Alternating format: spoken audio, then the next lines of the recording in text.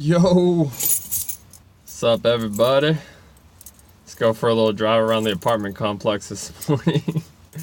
Yeah, I just kind of do a lap around the apartment once or twice. Hold up. It's basically like this, you know, I was driving this thing full speed down the road, but there's a leak in the window seal right here, so it's super loud. So I was like, well, what can I do so that, you know, I can still get these videos out, but like but you can actually like hear what I'm saying. And I was like, well, basically if I just do 2 laps around my apartment complex on my way to work in the morning, like that's like the right amount of time for like a short little video or whatever. So if you've been seeing a repeating series of buildings over and over again, you're not crazy. But anyway, today talking about nutritional balancing science and thinking of it as a science, right? So yesterday my buddy told me that at work they had, oh man, the moon, super moon. I just saw it this morning for the first time. I forgot, last night was like the first super moon on an equinox or something like that in like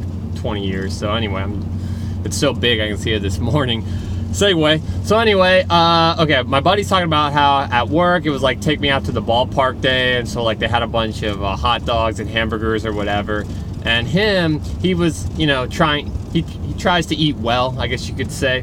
So he goes to eat it, but he skips out on the bun, and he skips out on the, you know, for the hot dog or for the hamburger or whatever. And all his coworkers come up to him and they're all like, oh bro, like what kind of diet are you doing? You doing a keto? You doing a paleo? You doing gluten-free? You know, like they're all up in his business and stuff. And he kind of was like annoyed because he was just like, no, I mean, I just didn't want it, you know, I didn't need it, you know, just kind of calories and carbs and stuff. And it was just funny because when it comes to diet, you know, everybody kind of gets all nerded out or whatever, and everybody has like their own opinion, and it's a very mainstream topic, so everybody hears little blurbs about it or whatever. So it's just fun. People like to talk about it, whatever, right? But there's also a lot of conflicting viewpoints about what's the best thing to do.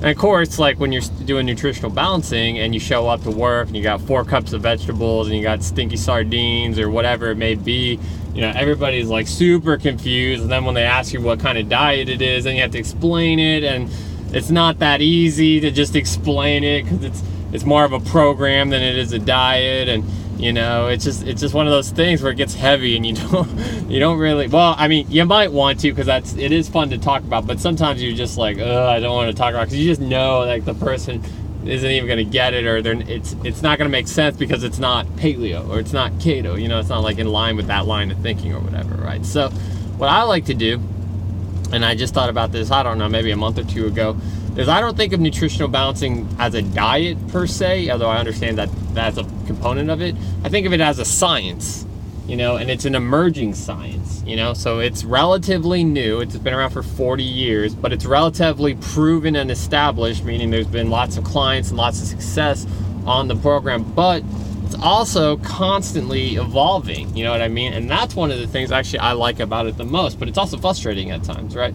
So like, for example, like we weren't really eating that much beef until recently. Dr. Russell was like, well, there's a good form of zinc in there, and this is how you cook it, and blah, blah, blah, whereas beef was like more on the not so often food list, right? He was talking about having lamb multiple times a week. Now he talks about having it 1 time a week.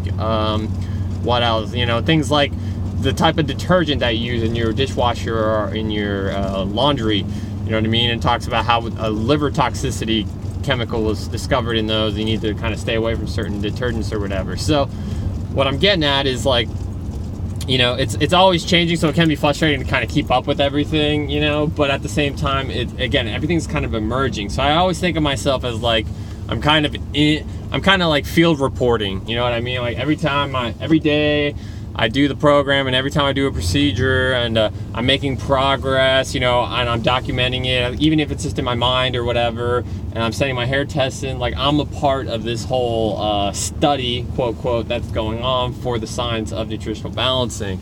And I don't know, for me, like personally, that kind of makes me get a little more giddy and excited about the whole thing. It's like, yeah, you know, it's like I'm contributing to science.